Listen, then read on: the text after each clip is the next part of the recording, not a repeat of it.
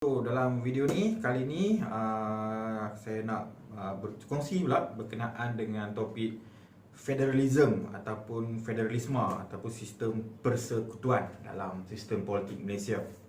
Okey, tapi sebelum tu kita kena tahu Malaysia, sistem politik Malaysia kita terdiri daripada sistem demokrasi berparlimen, raja berperlembagaan dan satu lagi dikenali sebagai sistem persekutuan ataupun federalism. So sekarang kita nak tengok apa yang dikatakan sebagai federalism tu. Sistem federalism ataupun sistem persekutuan ni adalah satu sistem di mana pembahagian kuasa di antara beberapa jenis kerajaan yang terdapat di Malaysia di dalam menjalankan pentadbiran di Malaysia.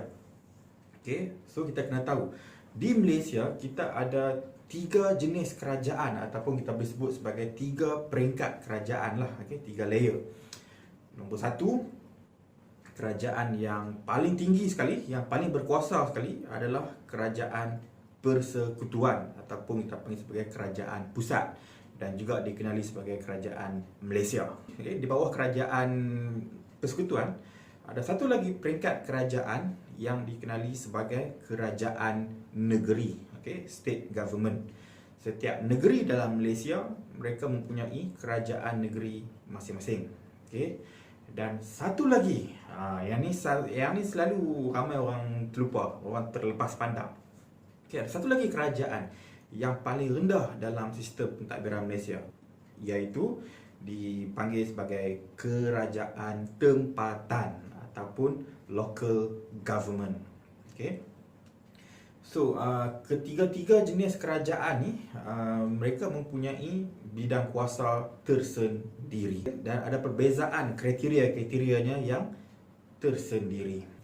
Okey, sekarang kita pergi ke kerajaan persekutuan lebih dahulu. Okey, kerajaan persekutuan, kerajaan Malaysia. Okey, kerajaan Malaysia. Kerajaan Malaysia atau kerajaan persekutuan, badan yang menjalankan pentadbiran untuk kerajaan persekutuan adalah dikenali sebagai kabinet, okey, yang mana ketuanya adalah Perdana Menteri dan Perdana Menteri itu dibantu oleh beberapa orang menteri dan timbalan menteri, okey. Dan itu badan eksekutif untuk peringkat kerajaan persekutuan, okey, yang menjalankan pentadbiran. That means kerajaan ini bertanggungjawab menjalankan pentadbiran untuk seluruh Malaysia. That means apa arahan yang dikeluarkan oleh kerajaan persekutuan bermaksud kita di seluruh Malaysia daripada Perlis sampailah ke Sabah dan Sarawak kita perlu ikut sebab arahan dia adalah terpakai terhadap seluruh Malaysia. Okey. So bagi badan perundangan pula untuk peringkat persekutuan dikenali sebagai parlimen. Okey. Dan ahli-ahli badan perundangan ini dikenali sebagai ahli parlimen, yang mana ahli parlimen ini dilantik melalui pilihan raya persekutuan. Okey. Dan kerajaan persekutuan ini juga dibentuk melalui pilihan raya peringkat persekutuan. Okey, itu adalah ciri-ciri kerajaan persekutuan. Okey, nombor satu, ketuanya adalah Perdana Menteri dan dibantu oleh menteri-menteri dan timbalan menteri. Okey, dalam meluluskan satu undang-undang yang dibuat di parlimen dan yang mana ahlinya dikenali sebagai ahli parlimen, dan ahli parlimen ini dipilih melalui pilihan raya peringkat persekutuan dan kerajaan persekutuan dibentuk melalui pilihan raya peringkat persekutuan. Dan kerajaan persekutuan ini mempunyai kuasa yang paling besar, jadi bermaksud setiap keputusan ataupun setiap arahan yang dikeluarkan oleh kerajaan persekutuan akan digunapakai ke seluruh Malaysia. Contoh macam dulu, parlimen di peringkat persekutuan pernah meluluskan satu undang-undang iaitu GST. Okey, bermaksud GST itu diluluskan oleh parlimen di peringkat persekutuan. Bermaksud GST itu terpakai terhadap seluruh Malaysia. Okey, selagi you dalam Malaysia, you kena bayar GST. Macam tu juga hari ini dengan arahan PKP, MCO apa semua ni. Okey, arahan itu dikeluarkan oleh kerajaan persekutuan. So bila arahan itu dikeluarkan oleh kerajaan persekutuan bermaksud seluruh Malaysia, okay, perlu ikut, okay, valid untuk ke seluruh Malaysia. Clear? Itu peringkat kerajaan Persekutuan. Okey. Sekarang kita tengok pula di bawah Kerajaan Persekutuan, macam saya cakap tadi, ada satu lagi kerajaan dikenali sebagai Kerajaan Negeri. Okay, Kerajaan Negeri bermaksud setiap negeri di Malaysia, baik daripada Perlis, Kedah, Penang, Perak, Selangor sampailah ke Johor, Kelantan, Terengganu, Pahang, Sabah, Sarawak, semua, setiap negeri mereka ada kerajaan masing-masing. Tetapi bidang kuasa kerajaan negeri ini hanya terhad di dalam negeri mereka sahaja. Okey. So badan yang menjalankan pentadbiran di peringkat negeri, di peringkat kerajaan negeri, dikenali sebagai Majlis Mesyuarat Kerajaan Negeri. Okey. Yang mana ketua Majlis Mesyuarat Kerajaan Negeri ini adalah Menteri Besar ataupun Ketua Menteri untuk negeri-negeri yang tak ada sultan. Okey. Ingat untuk peringkat negeri, badan yang bertanggungjawab menjalankan pentadbiran adalah Majlis Mesyuarat Kerajaan Negeri, yang mana ketuanya adalah Menteri Besar atau Ketua Menteri. Dan Menteri Besar atau Ketua Menteri ini pula akan dibantu oleh ahli Majlis Mesyuarat Kerajaan Negeri ataupun selalu disebut sebagai EXCO, Executive Council. Okey, kita ada EXCO Pendidikan Negeri Pulau Pinang, EXCO Kesihatan Negeri Pulau Pinang. Okey. So kalau peringkat persekutuan tadi kita ada Menteri Kesihatan Malaysia, Menteri Kesihatan, Menteri Pendidikan Malaysia. Bermaksud beza dekat sini, kalau Menteri Kesihatan Malaysia, dia bertanggungjawab menjaga isu-isu kesihatan seluruh Malaysia. Okey. Kalau EXCO Kesihatan Negeri Pulau Pinang, dia bertanggungjawab menjaga isu-isu kesihatan di dalam Pulau Pinang sahaja. Nampak? Itu antara beza pembagian kuasa antara persekutuan dan kerajaan negeri. Okey. So kerajaan negeri ini dipilih ataupun dibentuk melalui pilihan raya peringkat negeri. Okey. So badan yang terlibat membuat undang-undang untuk peringkat negeri pula adalah dikenali sebagai Dewan Undangan Negeri. Dan ahli-ahlinya dikenali sebagai Ahli Dewan Undangan Negeri ataupun ADUN. Okey. Kalau dekat parlimen tadi dia panggil sebagai Ahli Parlimen, untuk peringkat negeri dikenali sebagai Ahli Dewan Undangan Negeri, ADUN. Okey. Kalau parlimen tadi dia buat undang-undang untuk seluruh Malaysia. Kalau Ahli Dewan Undangan Negeri ataupun ADUN ini pula di peringkat Dewan Undangan Negeri, mereka bertanggungjawab membuat undang-undang di negeri itu sahaja. Faham tak? Contoh kalau Dewan Undangan Negeri Pulau Pinang, dia buat satu undang-undang, okey, dan undang-undang itu hanya valid, hanya sah dalam negeri Pulau Pinang sahaja. Kalau keluar dari Pulau Pinang, undang-undang tu dah tak valid. Okey. Macam Malaysia, peringkat persekutuan, kalau kerajaan persekutuan buat satu undang-undang, dia akan valid seluruh Malaysia. Semua kena ikut. Okey. Tapi bila keluar daripada Malaysia, undang-undang tu dah tak valid dah. Keluar masuk ke Thailand, dah tak valid di Thailand. Nampak tak? Dia punya kawasan dia. Okey. So, macam saya ulang lagi sekali, kerajaan negeri, ketuanya adalah Menteri Besar atau Ketua Menteri dan dibantu oleh Ahli Majlis Mesyuarat Kerajaan Negeri ataupun EXCO. Itu untuk badan pentadbiran. Untuk badan perundangannya pula dikenali sebagai Dewan Undangan Negeri, yang mana ahlinya dikenali sebagai Ahli Dewan Undangan Negeri ataupun ADUN. Dan kerajaan negeri ini dibentuk melalui pilihan raya peringkat negeri. Okey, satu lagi kerajaan. Okey, iaitu kerajaan tempatan ataupun local government. Kerajaan tempatan ini ataupun local government ini adalah kerajaan yang paling rendah dalam sistem berkerajaan di Malaysia. Apa itu kerajaan tempatan? Apa itu local government? Selalu kita tengok, tapi kita tak tahu yang itu adalah kerajaan tempatan. Okey. Contoh di Pulau Pinang kita ada Majlis Bandaraya Seberang Perai. Okey, kita ada Majlis Bandaraya Pulau Pinang. Kalau di Selangor tu lagi banyak. Kita ada Majlis Bandaraya Shah Alam, MPPJ, okey, majlis apa lagi, Majlis Bandaraya Perbandaran Selayang kan, kita ada banyak. Itu adalah kerajaan tempatan. Okey, kita ambil contoh Pulau Pinang lah sikit, dia ada dua saja kan. Di Pulau Pinang kita ada Majlis Bandaraya Pulau Pinang, satu lagi Majlis Bandaraya Seberang Perai. Inilah yang dikatakan sebagai kerajaan tempatan, local government. Dan kerajaan tempatan ni dia cuma ada kuasa dalam kawasan-kawasan tertentu dalam negeri itu sahaja. Contoh macam Majlis Bandaraya Pulau Pinang, MBPP.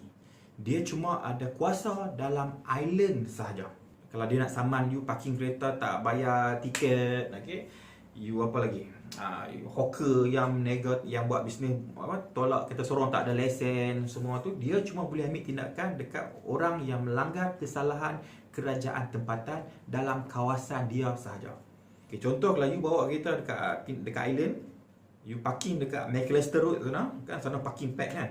Okay, you parking dekat McAllister Road sana tak ada, that's mean you parking dekat tempat yellow line ke, and then yang akan datang saman you adalah pegawai penguatkuasa daripada Majlis Bandaraya Pulau Pinang. Okay. Tapi kalau you masuk ke Seberang Perai, okay, you parking dekat Bukit Mentajam ke apa, you tak bayar tiket, yang akan saman you adalah penguatkuasa dari Majlis Bandaraya Seberang Perai. Dan penguatkuasa Majlis Bandaraya Seberang Perai ini, dia tidak ada kuasa untuk mengambil tindakan ataupun saman orang di island. Sebab bidang kuasanya cuma dalam Seberang Perai sahaja. Macam tu juga dengan Majlis Bandaraya Pulau Pinang. Polis boleh jugalah, sebab polis dia kuasa dia penuh. Okey.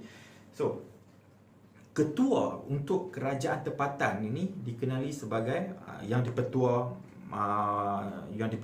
majlis ataupun datuk bandar. Okey, ataupun pegawai daerah. Okey, ikut dia. Sebab kerajaan tempatan ni dia ada beberapa jenis. Okay? Dia ada majlis daerah, dia ada majlis perbandaran, dan dia juga ada majlis bandaraya. Okay? Dia ikut kepada kapasiti, kepadatan sesebuah kawasan. Okay? Kalau macam Seberang Perai, dahulunya Seberang Perai dikenali sebagai Majlis Perbandaran Seberang Perai, MPSP. Disebabkan oleh urbanisasi, kepadatan penduduk yang semakin ramai, maka Majlis Perbandaran Seberang Perai dinaik taraf menjadi Majlis Bandaraya Seberang Perai. Okay. Ketua untuk Majlis Bandaraya dikenali sebagai Datuk Bandar. Ketua untuk Majlis Perbandaran dikenali sebagai Yang Dipertua. Ketua untuk Majlis Daerah dikenali sebagai Pegawai Daerah. Okay. Itu beza adalah. Yang menjalankan pentadbiran di peringkat kerajaan tempatan ini adalah inilah Majlis Bandaraya ni tadi. Okey, dan ketuanya macam yang cakap tadi adalah yang dipertua majlis ataupun datuk bandar ataupun pegawai daerah. Dan datuk bandar ini ataupun yang dipertua ini akan dibantu oleh ahli-ahli majlis. Ahli-ahli majlis ini adalah dipilih secara lantikan, appointed, okey, oleh kerajaan negeri. That means dia tak perlu masuk dalam pilihan raya. Kalau dahulunya memang ada pilihan raya kerajaan tempatan. Okay, di Pulau Pinang dulu kita ada pilihan raya kerajaan tempatan, tetapi telah dimansuhkan sekitar tahun 1960 something dulu. Okay, so sekarang ni jawatan ahli majlis dilantik. Contoh ahli majlis Bandaraya Pulau Pinang. So dia bertanggungjawab untuk menjaga kawasan Pulau Pinang Island tu tadi. Okay, mereka ni pun akan ada mesyuarat penuh dia untuk membincangkan isu-isu berkenaan di bawah bidang kuasa kerajaan tempatan. Okey. Faham dia punya layer, dia punya peringkat dia. Okey, kembali kepada bidang kuasa pula. Jangan cakap tadi kerajaan persekutuan memang dia ada bidang kuasa yang paling besar. Okey, contoh macam pertahanan, pendidikan, semuanya dia ada bidang kuasa yang paling besar. Dan kerajaan negeri dia ada bidang kuasa yang terhad dalam peringkat negeri sahaja, seperti isu tanah, okey, cukai penjajah dan sebagainya. Okey, dia tak boleh macam cukai macam duit Petronas, duit KWSP, semua itu adalah di bawah bidang kuasa kerajaan persekutuan. Satu lagi, bidang kuasa di bawah kerajaan negeri adalah berkenaan isu-isu berkenaan dengan agama Islam. Ingatlah, di Malaysia agama Islam adalah terletak di bawah kerajaan negeri. Dia bukan terletak di bawah kerajaan persekutuan. Okay. Macam tu juga dengan kerajaan tempatan ataupun local government ni. Dia punya kuasa hanya terhad dalam bidang kawasan dia sahaja, dan bidang kuasa seperti meluluskan projek-projek pembinaan, mengeluarkan lesen penjaja kan, macam pasar malam semua tu kan, dia perlukan lesen. Untuk lesen tu dikeluarkan oleh Majlis Perbandaran. Dan juga macam saman kereta UR apa semua tu lah, itu adalah di bawah bidang kuasa kerajaan tempatan. So itulah yang dikatakan sebagai sistem federalisme ataupun sistem persekutuan. Kerana kerajaan Malaysia terdiri daripada beberapa peringkat kerajaan, yang mana yang paling besar adalah kerajaan persekutuan. Seterusnya di bawahnya ada kerajaan negeri, dan di bawah kerajaan negeri ada kerajaan tempatan. Walau bagaimanapun, dalam menjalankan urusan pentadbiran baik di peringkat kerajaan tempatan, kerajaan negeri ataupun kerajaan persekutuan, kesemua kerajaan-kerajaan ini mestilah tunduk kepada perlembagaan persekutuan. Walaupun setiap negeri mereka mempunyai perlembagaan masing-masing. Okey, Pulau Pinang kita ada perlembagaan negeri Pulau Pinang.